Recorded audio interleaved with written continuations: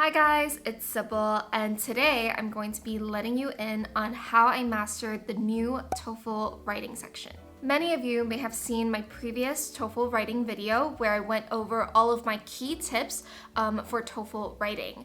And today we're going to be doing things a little bit differently. I'm going straight into how I approach both the integrated writing task and the newer academic discussion task in detail. So time is of the essence. Let's go.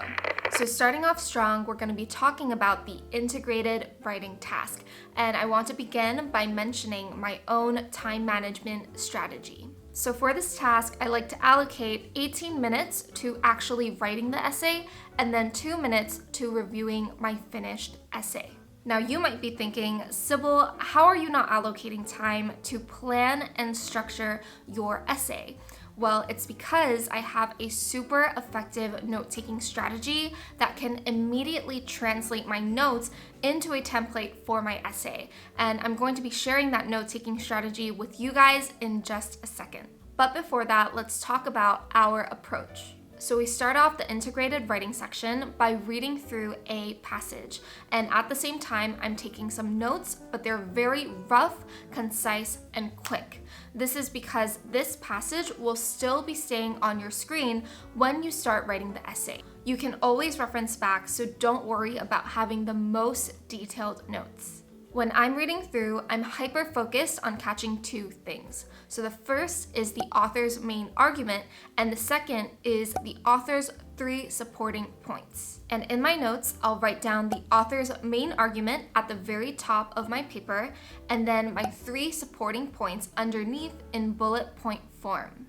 After the reading portion comes the listening portion, and having a great note-taking strategy is super key here. We're not going to overcomplicate things. Again, just like the reading passage, here we're focusing on catching the speaker's main argument and the speaker's 3 supporting points. Now for the integrated writing task, I want you to remember a golden rule, which is that the audio will always oppose the points from the reading passage. Doesn't matter if the topic is climate change, geography, if it's politics, this golden rule will always apply, so you have to use it to your advantage. So in my notes, I always put an arrow after the main argument presented in the reading portion and jot down the refuting argument from the listening portion.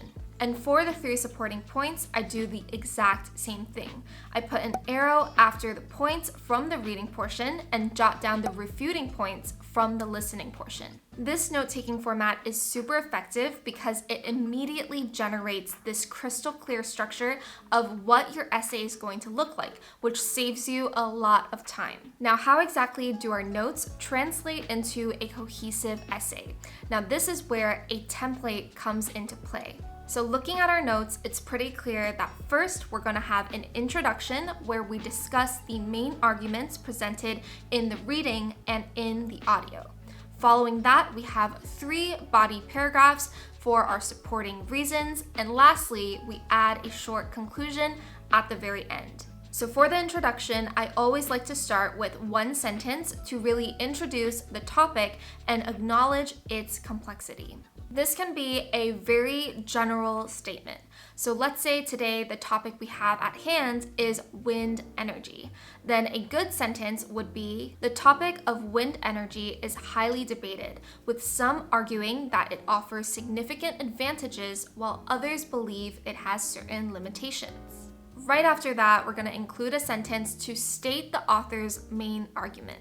A quick example could be, in the reading passage, the author advocates for wind energy because of its environmental and economic benefits. A sentence like this is super straightforward, and it shows the TOEFL grader that you completely understand the author's main thesis. Following that, you want a sentence to refute the author with the speaker's main argument. A simple version of this could look like, however, the speaker strongly disagrees with this viewpoint for several reasons. Now, if you're someone who's not very pressured for time, another way you could structure this sentence is, however, the speaker strongly disagrees with this viewpoint by highlighting several drawbacks, such as the negative impact on wildlife, the inconsistency of wind, and the high installation costs. So what I'm doing here is, other than refuting the author's main argument with the speaker's perspective, I'm also briefly mentioning the 3 supporting points the speaker mentioned in the audio. So next up, we have the body paragraphs. And the great thing about the integrated writing task is that all 3 body paragraphs will be structured in a very similar way. So it's one less thing for you to worry about. So let's take the first body paragraph for example. So I like to start off with a sentence to introduce the author's first supporting point. And following that, I'll immediately elaborate on this point. So an example with our wind energy topic would be, first, the author suggests that wind energy is beneficial because of ABC. She elaborates on this by explaining XYZ. So for ABC, you're putting in the author's first supporting point, and for XYZ, you can back it up with any evidence or reasons that the author includes to support her argument. Moving on, we want to add a sentence that refutes the author with the speaker's first supporting point, and also immediately elaborate on this point. So an example would be, on the other hand, the speaker explains ABC. This is because XYZ. So just like before, ABC here is the speaker's first refuting point, and XYZ is whatever reasons or evidence the speaker provides to support their rebuttal. And that makes up the entire body paragraph structure. And for the following body paragraphs 2 and 3, just repeat this for each of the supporting and refuting points. Moving along, we have the conclusion. Now I know there has been ongoing debate on whether or not it's necessary to have a conclusion for this task. And in my opinion, if you're not someone who is constantly pressured by the time limit, definitely include a conclusion because it can wrap up your essay really nicely and score you those high points. So how I like to start off my conclusion is I will include a sentence to restate the different perspectives of the author and the speaker. So an example of this would be, in conclusion, while the reading passage presents a positive outlook on wind energy, the speaker provides a more skeptical perspective. After that, I'll add a sentence to explain how the speaker effectively refutes the author. So with our topic of wind energy, it could look something like, by addressing the impact on wildlife, the inconsistency, and the high installation costs, the speaker effectively challenges the author's argument, suggesting that wind energy may not be as beneficial as initially thought. So a sentence like this really does close off an essay in a very nice and professional manner. If you guys have the time, definitely include something like that in your essay. Now I know when we finish a practice essay, the last thing we want to do is to look at that essay ever again. And I completely understand that feeling. But when we're studying for the TOEFL, it's super important to review practice essays to identify our mistakes and improve them to achieve that higher score. And luckily, Engram is the perfect tool to help you guys do that as efficiently as possible. As some of you guys may know, I've worked with Engram before, and I do think that their tools are super useful for anyone looking to improve their English writing. So Engram is an AI tool optimized for non-native English speakers, and it comes with 3 main features: the proofreader, paraphraser, and the translator. The proofreader in particular is a game changer when it comes to reviewing TOEFL essays. Just plug your essay into Engram and it instantly corrects any grammar, spelling, and wording mistakes, taking your response to the next level. You can also use the paraphraser tool to sound more academic, professional, and enhance your vocabulary. What sets Engram apart for me is their clean and simple interface. Engram highlights the section of your writing that needs improvement, making it easy to track and understand the edits. Much easier compared to something like ChatGPT. And it's not just for TOEFL prep, it's also great for school essays, work emails, and much more. Make sure to take advantage of my promo code Sybil10 for a 10-day free trial of Engram PREMIUM, and make sure to use it to review your TOEFL essays and get your dream score. A big thank you to Engram for supporting my channel. And finally, we're moving on to the academic discussion task. So my time management strategy for this task is I'll spend 2 minutes reading through and brainstorming. Then I'll spend 7 minutes writing the actual essay, and I'll leave 1 minute to review my writing. Now let's talk a little bit about how to approach this new question.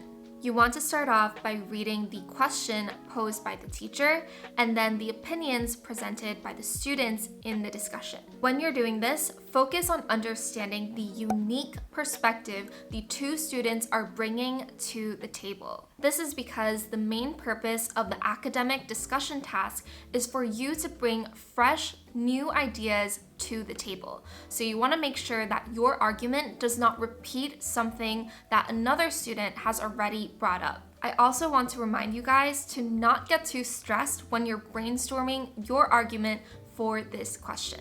So I personally like to think about the academic discussion task as a casual conversation between me and my friends. So what normally happens is my friends will share an idea and I'll either get very inspired by it and build on their ideas, or I will disagree with their point of view and then bring to the table my new perspective. So don't overthink it and just share your genuine, fresh ideas. Now let's talk about the template we can use for this task. So just like the integrated writing section, I like to start off with a sentence that introduces the complexity of the issue. To help you guys understand a little bit better, let's say that the topic at hand is whether or not learning a second language should be mandatory for all students in school. Let's say that student A agrees with this concept, but student B disagrees with this idea. A good topic sentence could be something like, whether or not learning a second language should be mandatory in schools is quite a complex issue. Following that, you want to acknowledge one of the students' viewpoint and add in your own unique viewpoint. This could look something like, while I understand student B's perspective, I strongly disagree because making language learning mandatory can help students develop better communication skills, which are crucial in today's interconnected world. After that, you want to elaborate and support your own viewpoint with an example. So here I could say something like, for example, learning Spanish in high school allowed me to connect with classmates who were native speakers, making me more comfortable in diverse social settings.